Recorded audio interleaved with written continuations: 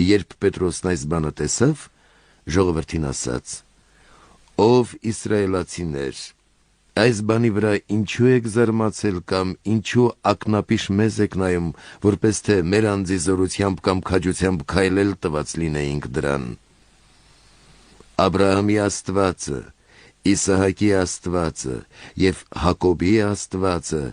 մեր հայրերի Աստվածը փառավորեց իր որդուն Հիսուսին, որին դուք մատնեցիք և Պիղատոսի առաջ ուրացաք, երբ նա որոշել էր նրան ազատ արձակել։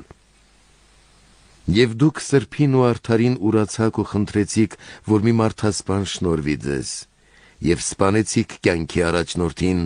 որին Աստված մեռելներից հարություն տվեց,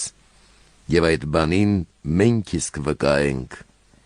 Հիսուսի անվան զորությունը բժշկեց այս մարդուն, որին տեսնում եք և ճանաչում, որովհետև